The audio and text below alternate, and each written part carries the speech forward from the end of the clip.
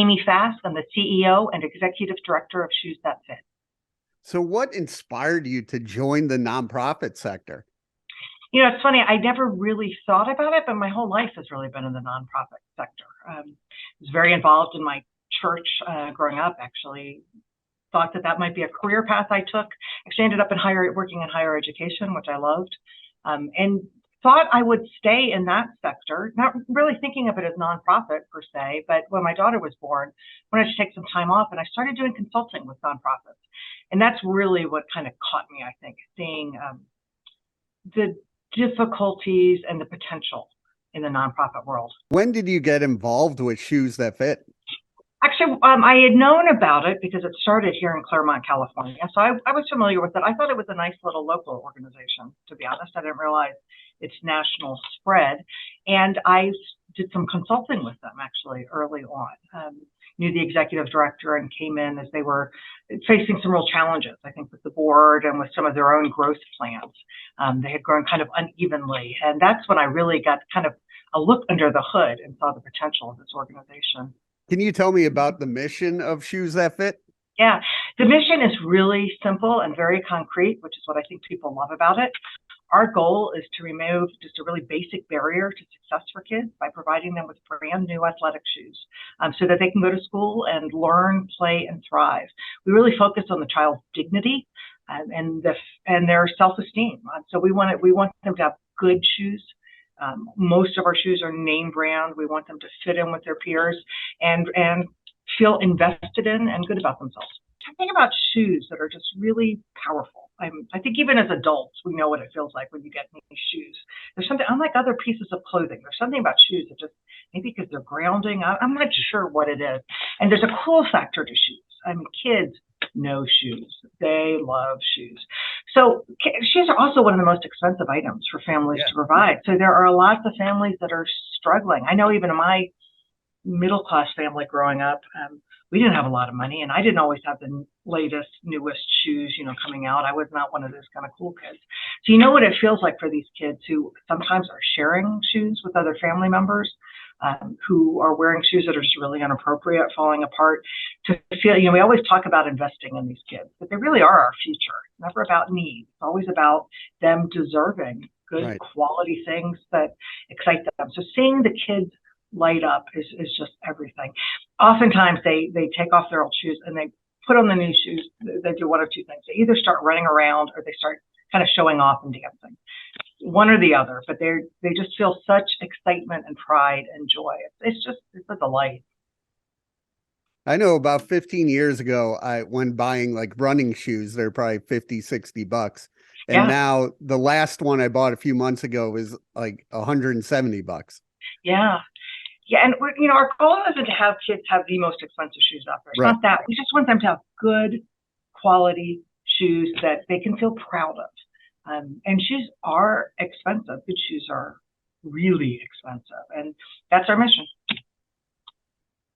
How does it affect the kids' confidence level?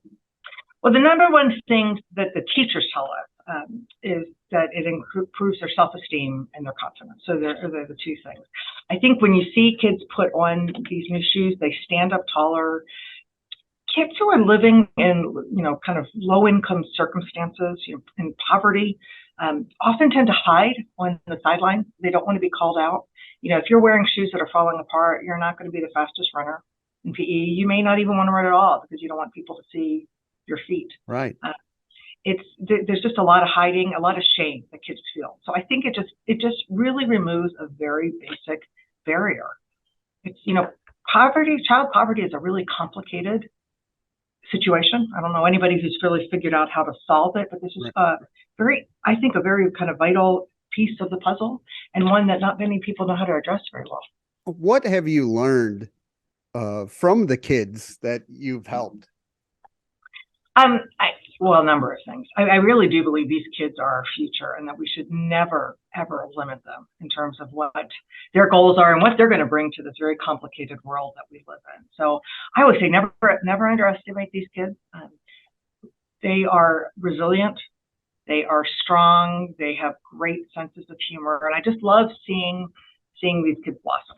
I mean, it's really exciting. And, we see it mainly for the notes. We collect thank you notes from the kids. It's not a requirement, but the teachers often want them to do that. And the things they say are just, they'll crack you up, but they'll also break your heart. Right. Some of these kids have been through really trying times, and their resiliency is just amazing, as is their humor, and their kind of sense of their own glamour and uniqueness. It's lovely to see kids before the weight of society is just totally burdening them down. So that's what we want to invest in. So when you started with Shoes That Fit, did you think it would have the impact as it does all across the country? Yeah, so when I started, we had already grown nationally, but very unevenly. So we'd have, something in this state and then nothing in that state. But I think the potential, I did see the potential when I started working here. It's why I took the job. I never thought that I would end up running a nonprofit like this. That was not one of my life goals at all. But when I saw the potential and what the impact of something so simple could have with kids, to me, it just made sense. And I think our partners, it's really interesting. One of the places that we found some real headway has been with NBA players. And one of the things that an agent early on told me is that a lot of those players that we see, you'll see them when they retire, they often have a limp, or, you think that because their bodies have been beaten up. And she said 9 times out of 10 it's their feet. They were large kids growing up, most of them, to be in the NBA. You got to be pretty big. Many of them came from low-income families, really hard to find shoes that even fit them.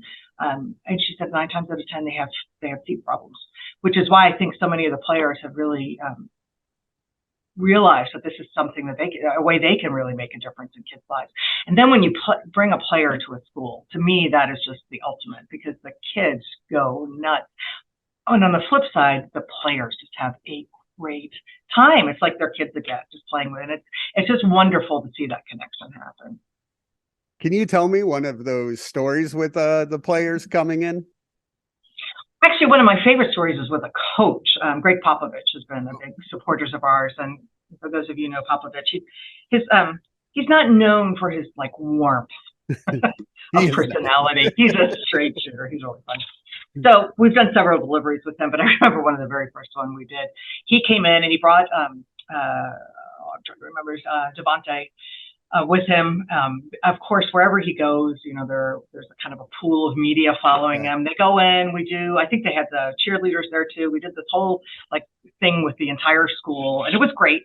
And he was going around trying on kids. The media was following him. They kept running to get a picture of him, and he wanted nothing to do with them. He was just going to put the shoes on. And finally, his people pulled him outside to go.